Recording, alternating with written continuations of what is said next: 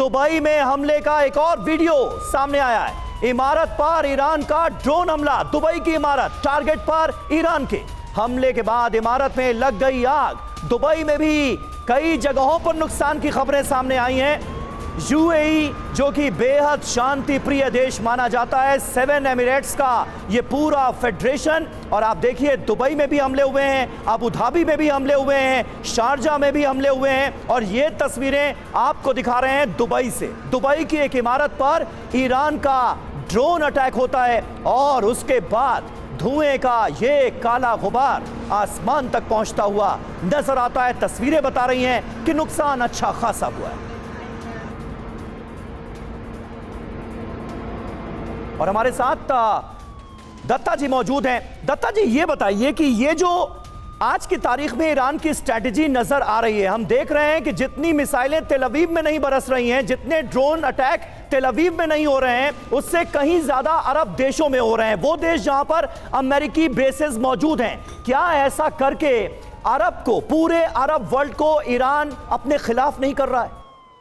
देखिए, ऐसा है कि ईरान के लिए टारगेट सिलेक्ट करने का जो तरीका इस्तेमाल किया उन्होंने, वो सारी जगह जहाँ पर अमेरिकन एसेट्स, अमेरिकन बेसिस हैं मिडिल ईस्ट में, वो दूसरा वो अरब मुल्क जिन्होंने अमेरिका की हिमायत करी है इस युद्ध में जाने के लिए, और उसके अंदर यूएई हो जाए, सऊदी अरब हो जाए, या जहाँ जहाँ पे उनकी बेसिस हैं, वो ईरान उनको टारगेट कर रहा है, क्योंकि अमेरिका के बहुत सारे एसेट्स हैं यूएई के अंदर, उनके इन्वेस्टमेंट्स हैं वहाँ पे बड़ी बड़ी कंपनियाँ उनकी अपना निवेश लगा के बैठी हैं। दूसरा क्या है, वो एक इकोनॉमिक हब है वो, और उसी प्रकार वहाँ पे टूरिज़्म बहुत हद तक चलता है।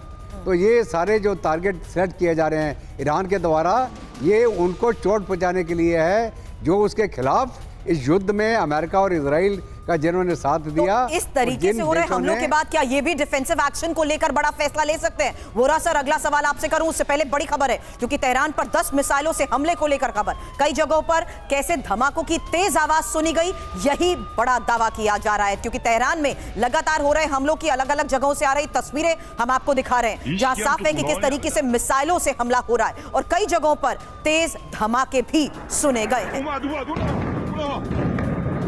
तो देखिए, साफ तौर पर इजराइल ने यह कह दिया है कि खामनेई के रास्ते पर जो भी चलने की कोशिश करेगा उसे एलिमिनेट कर दिया जाएगा। और इस बीच एक बड़ी खबर सामने आ रही है, आईएईए का एक ताजा बयान आ गया है।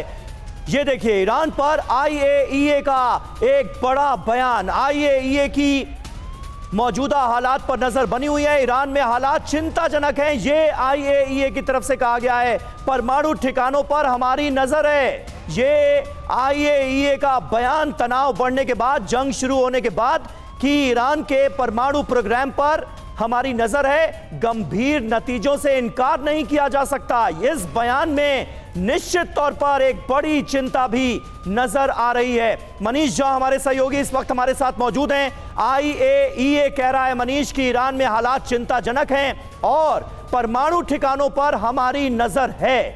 ये चिंता क्या एक बड़ी चिंता है? क्योंकि ईरान के परमाणु प्रोग्राम को लेकर, संवर्धित यूरेनियम को लेकर जो बातें कही गई, वो कहीं ना कहीं इस जंग की बुनियाद भी माना जा रहा है। और अब आईएईए का ये स्टेटमेंट, देखिए, अफसोस की बात यह है कि आईएईए के इस स्टेटमेंट को अगर आप न्यूट्रल तरीके से देखें तो पहले तो वो यही कहते थे कि ईरान कुछ ही हफ्तों के भीतर परमाणु बम बना सकता है। अब सोचिए, अगर ईरान को ये कैपेसिटी होती, और जब ईरान को के सामने सबसे बड़ा अस्तित्व का खतरा आया हुआ है, तो वो क्यों नहीं परमाणु बम बनाकर इस्तेमाल कर ले रहे हैं?